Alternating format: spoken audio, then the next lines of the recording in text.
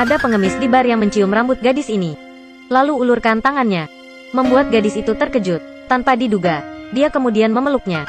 Rupanya orang ini memiliki sedikit masalah mental. Seseorang baru saja keluar dari bar. Tiba-tiba terdengar suara tembakan. Orang itu tertembak di kepala. Orang-orang di luar panik dan lari. Semua orang berkumpul di sekitar pintu untuk melihat apa yang terjadi. Sebelumnya, itu ramai di luar. Sekarang tidak ada seorang pun yang terlihat. Pada saat ini, staf toko memanggil polisi. Tapi tidak ada sinyal. Mereka menemukan bahwa orang yang ditertempa masih bergerak sedikit. Seorang pria yang baik keluar untuk menyelamatkan orang terlepas dari saran semua orang. Begitu dia berlari keluar, dan juga kena peluru dan jatuh. Saat ini semua orang panik. Rupanya ada penembak jitu di luar. Hanya melangkah keluar dan akan ditembak mati. Mereka mulai curiga ada teroris di antara orang-orang di sini. Karena tidak tahu siapa, jadi siapapun yang keluar akan mati. Semua orang menyalakan TV untuk melihat apakah ada berita yang baru. Tapi acara tetap berjalan seperti biasa. Baru saja 2 orang yang meninggal di tengah kota tanpa pemberitahuan apapun. Saat ini seorang wanita menemukan masalahnya. Kedua mayat tadi terbang tanpa sayap. Bahkan noda darah diperlakukan bersih secara aneh. Mengelilingi bar seperti kastil terlarang. Di jalan tidak ada jejak kehidupan apapun. Semua orang mulai meragukan satu sama lain. Dan berpikir bahwa yang lain adalah teroris. Pria memakai rompi itu mulai banyak cerita. Dia merasa bahwa di poket seseorang pasti akan ada barang-barang seperti senjata, bahan peledak atau semacamnya. Pada saat ini, pria berjanggut yang berdiri di sampingnya, dengan hati-hati menyembunyikan tasnya. Setelah pria memakai rompi itu melihatnya, 2 orang bergegas untuk mengendalikannya. Petugas toko maju untuk mengambil tas itu. Beberapa orang membukanya untuk melihat bahwa nada hard disk komputer di dalamnya. Ternyata ada video pribadi di hard disk komputer, yang tidak ingin dilihat orang lain. Gadis itu melemparkannya ke tanah dan menginjaknya. Beberapa orang bingung, mulai meragukan satu sama lain. Pada saat ini, pria berjanggut itu menunjuk ke koper yang pria memakai rompi pegang dan mengatakan bahwa ada masalah. Tapi pria memakai rompi itu tidak mau membuka kopernya.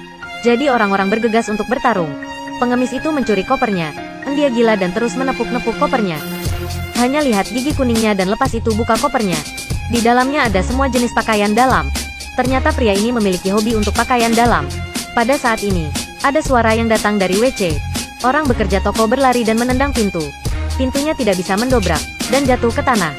Pria ini adalah mantan polisi. Dia menggunakan pistol untuk menembak 2 kali dan memecahkan kuncinya. Dorong pintu untuk melihat. Di dalamnya ada seorang pria berbaring telungkup di toilet. Jarum suntik di tanah menunjukkan bahwa dia baru saja menyuntikkan sesuatu. Tanpa diduga, darah keluar dari telinganya. Pada saat yang sama, ada sebuah truk yang diparkir di luar. Sekelompok orang yang memakai topeng keluar dari mobil. Mereka memegang alat dekontaminasi penyembur api. Bahkan jika orang-orang di dalam menggedor pintu dan berteriak, mereka tidak peduli. Berita itu mengatakan ada kebakaran di sini. Tempat ini telah menjadi daerah yang terisolasi. Orang di toilet keluar dengan tubuh cacat, jatuh ke tanah dan mati. Melalui teleponnya, orang-orang mengetahui bahwa ini adalah seorang tentara. Dia tertular penyakit menular di Afrika dan melarikan diri ke sini. Jadi FBI berasumsi bahwa orang-orang di bar terinfeksi. Jadi mereka terisolasi tempat ini dengan niat membunuh semua orang. Laki-laki berjenggot itu menemukan bahwa telepon tentara itu memiliki sinyal. Jadi dia menelepon rekannya untuk meminta bantuan. Pada saat ini, staf toko merasa ekspresinya tidak jelas. Jadi dia mengambil teleponnya dan berteriak. Rekan-rekan mengira dia bercanda jadi dia menutup telepon. Saat ini, pemilik toko berpikir bahwa telepon tersebut kemungkinan menjadi sumber infeksi. Setiap kali siapa yang menyentuh telepon itu, kemungkinan besar akan terinfeksi. Pensiunan polisi dan pria memakai rompi merasa sangat masuk akal. Karena di antara orang-orang di sini, hanya ada 3 dari mereka yang belum menyentuh teleponnya. Polisi itu mengarahkan senjatanya ke mereka. Ketiganya mengancam mereka untuk membawa tubuh ke ruang bawah tanah. Mereka mulai berdebat karena tidak mau pergi. Mantan polisi itu menembaki mesin game di sebelah. Dihadapkan dengan senjata dan peluru, mereka hanya bisa patuh dengan patuh. Jadi si gadis gendut, si berjanggut, dan orang pengemis, staf toko, bersama dengan pahlawan wanita, mereka semua terkunci di ruang bawah tanah. Pada malam hari tidak ada oksigen di tempat ini. Wanita gemuk itu memanjat dan mengetuk pintu. Tapi 3 lainnya mengunci pintu ruang bawah tanah sejak lama. Tidak sengaja menumpahkan kotak bir di sebelah. Karena tidak ada genangan air di sampul, mereka menemukan saluran pembuangan. Pengemis itu membuka penutup lubang saluran pembuangan. Bau yang sangat busuk muncul. Mereka pikir mereka bisa melarikan diri dari cara ini.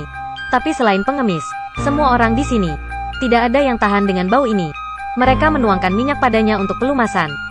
Kemudian, selangkah demi selangkah, turun. Tapi hanya berhasil meluncur di tengah jalan dan kemudian terjebak. Pria memiliki banyak janggut menginjaknya, tetapi masih tidak bisa mendorongnya.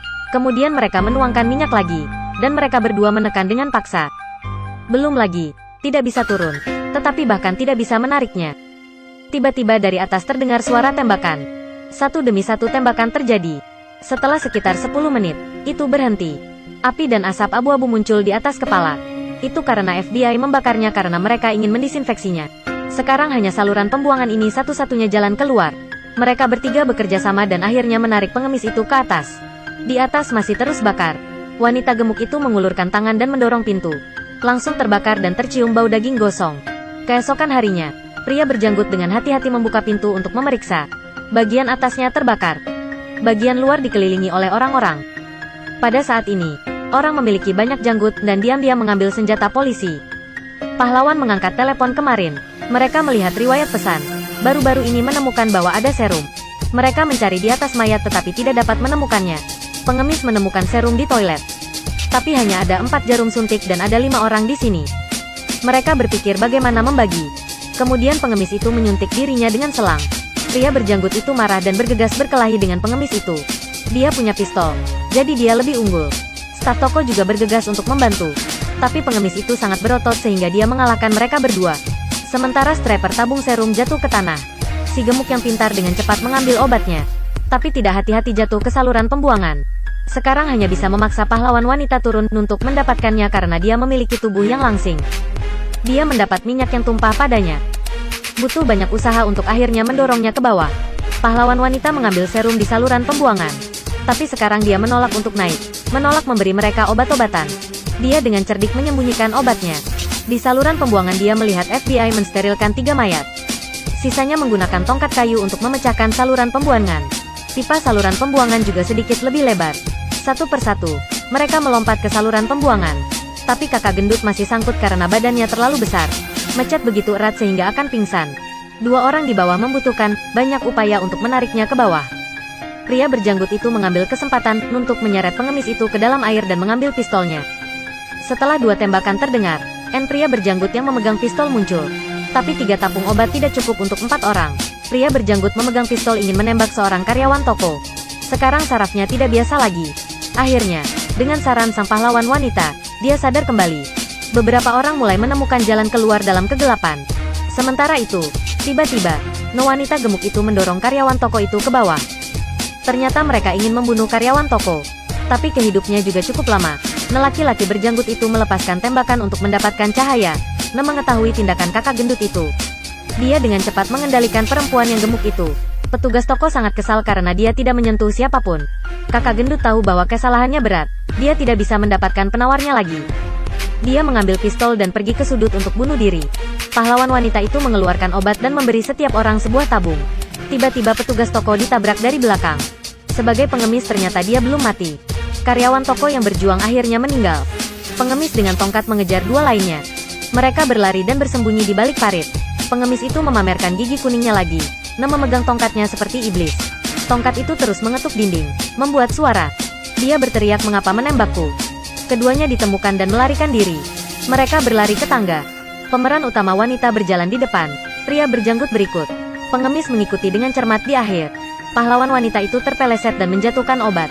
Berapa banyak usaha yang dibutuhkan 2 orang untuk memanjat, tapi sekarang pengemis itu mengejar. Pria berjanggut itu memberi obat kepada pahlawan wanita, dan dirinya jatuh untuk mati bersama pengemis itu. Pahlawan wanita akhirnya merangkak naik dari saluran pembuangan. Orang yang lewat semua menatapnya dengan mata yang sangat bingung. Dan FBI masih memblokir bar itu.